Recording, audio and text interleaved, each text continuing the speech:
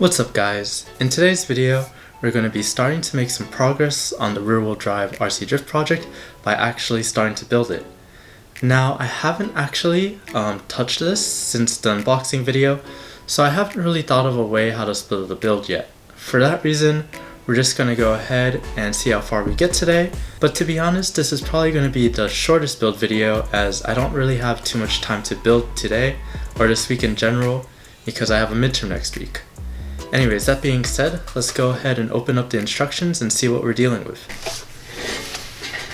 Alright, so going off the instructions, right now step 1 has us dealing with the contents of bag 1. And looking at this right now, it looks like we're just going to be mounting some things onto the chassis. And these are looking to be the suspension mounts and the battery posts. To do this, we're going to be using the Allen key, 1.5mm and 2mm, and those are included. So yeah, we should have everything to start this step within this bag. I just gotta find those stuff and we'll go ahead and see what we can do.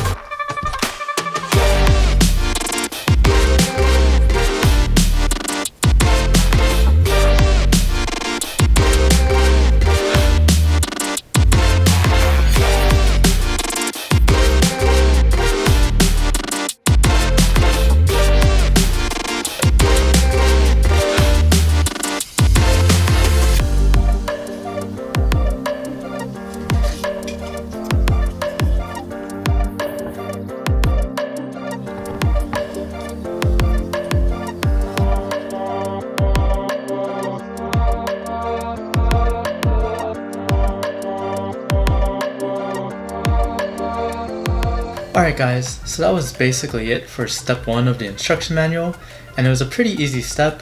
It really only involved mounting things onto the chassis, like the suspension mounts, brace support, and some battery posts.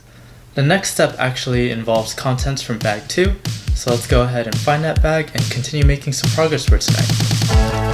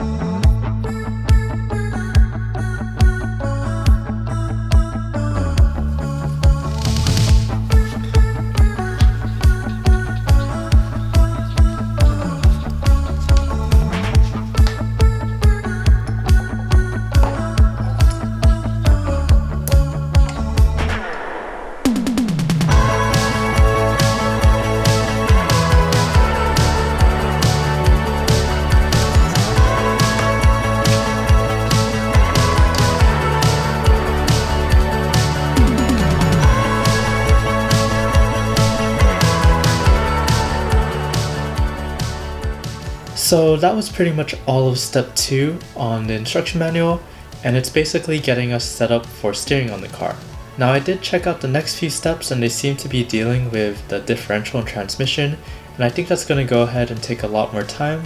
So I'm just going to save that for the next video and call it for today's video. Now some key takeaways that I had when doing these first 2 steps were that not all the parts in the bags were used at these first 2 steps, so there's still some leftover parts, and therefore it would probably be a good idea to go ahead and keep the bags to put those leftover parts in until you run into them later on in the instruction manual.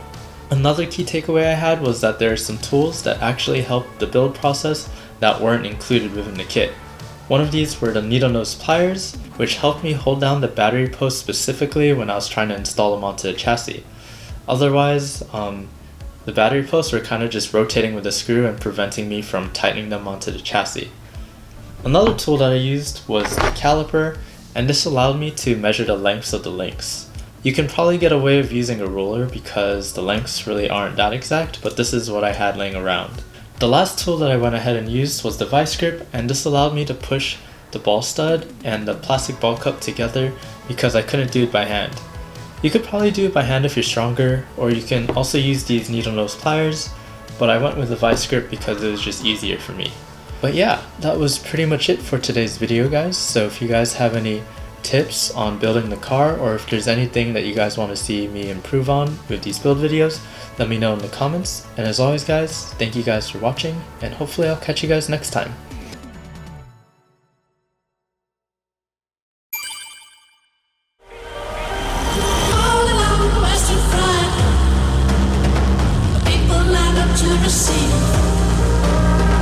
She got the power in her hand to shock you like you won't believe. So